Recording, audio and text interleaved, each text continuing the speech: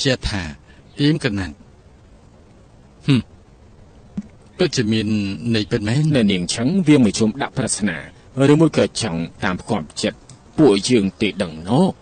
តែនាងទី2នេះគឺចង់ឲ្យពួកយើងជួយឲ្យគេដកខ្លួនទេដឹង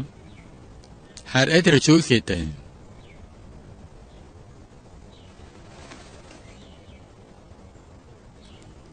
គេប្រហែលជាមានផ្លូវក្រោយសម្រាប់ខ្លួនឯងរួចហើយ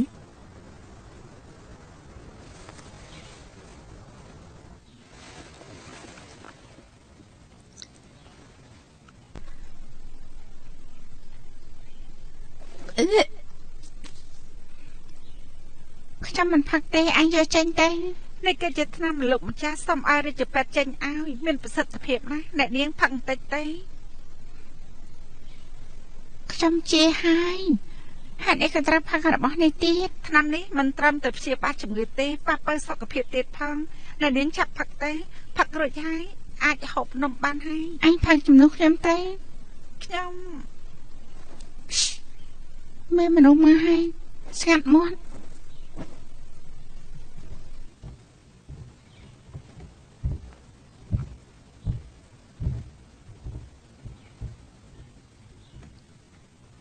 មិនក៏កូនស្រីខ្ញុំមិនទាន់បានធូរស្រាលទៀនចឹង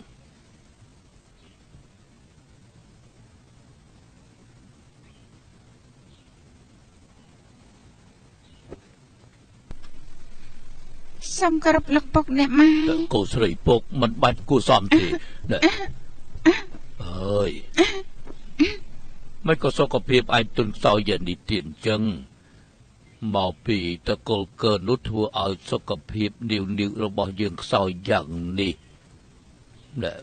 មកដេកវិញទៅខ្ញុំចិត្តត្រជាក់អស់ហើយឆាប់បញ្ចុកអ្នកនាងទៅចាណែមកផឹកទៅហត់នេះ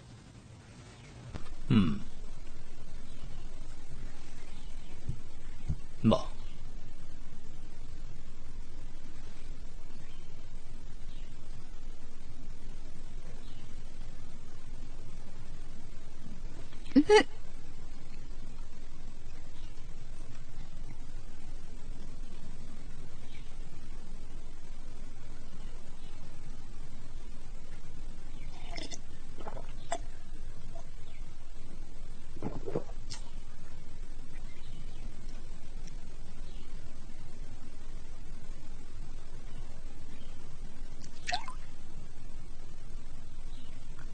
មិនក៏ឯងសម្រក់ទឹកភ្នែក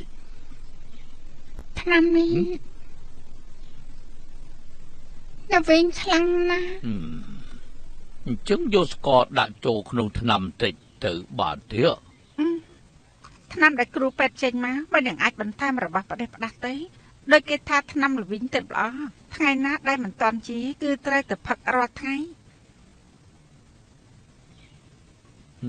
ម្ដាយឯងក៏និយាយត្រូវស្ដាប់តាមម្ដាយឯងទៅថ្នាំល្វីងទៅល្អផឹកទៅ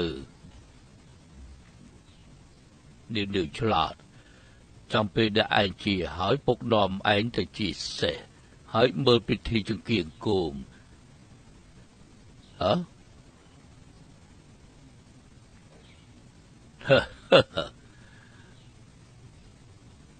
នាវកូនស្រីពុកឆ្លាតហើយស្អាតទៀតផង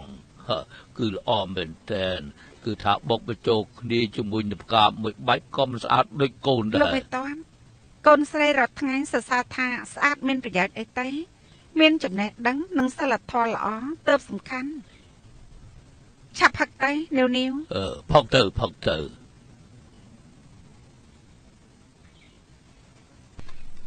ព្រះហើយព្រះហើយព្រះ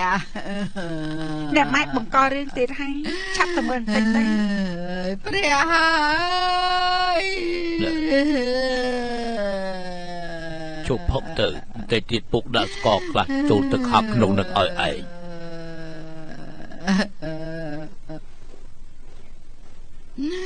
អើយបងប្រុសរបស់ខ្ញុំឆាប់ឡើងទៅលក្ខខណ្ឌចិត្តសម្ដែងហើយ ខ្ញុំមិនអាចរស់បានទៀតទេខ្ញុំមិនអាចរស់បានទៀតទេបងខ្លែងមិនអាចមិនខ្វល់នឹងលោកពូនោះទេអ្នកម៉ែឈប់កាត់ផ្ដេសផ្ដាស់ទៀតទេបងស្រីទោះបីជាបងស្លាប់ក៏មិនអាចស្លាប់នៅពេលនេះបានដែរបើបងស្លាប់មែននោះអញ្ចឹងប្អូនប្រុសរបស់បងនោះគឺគ្មានអ្នកណាជួយទេតែគ្រួសារតង់យើងបានសាងបាបកម្មអ្វីទៅបើជាត្រូវគឺបិទគ្រួសារគេលោកជាម្នាក់ឯងគឺគ្រួសារឆឹងបែបនេះខ្ញុំរស់លេងបានហើយខ្ញុំចង់លោតចូលក្នុងអណ្ដូងពួកឯងកុំខ្វល់អីខ្ញុំបងចង់ហើយខ្ញុំលេងចង់រស់ហើយខ្ញុំលោតចូលក្នុងអណ្ដូងហើយអ្នកម៉ែ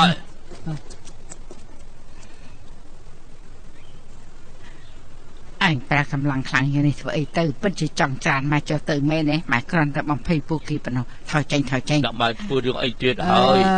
មាត់ដុំតូចណាស់ម៉ែអាចលុតចូលបានទេកូនចង្រៃឯងនេះអញមើលលោកជេចាំម៉ែតាំងខ្លួនមកមួយធំមិនធ្វើជាម៉ែតបទៅជាពួកស្រីណាទោះបីជាធ្លាក់ចុះទៅមិនធ្វើឲ្យអញមិនអណ្ដូងក៏ល្អណាស់ទៅហើយពងនេះតូចយើងលោតមិនចូលទេអញ្ចឹងយើងនឹងបោកក្បាលនឹងជញ្ជាំងយើងបោក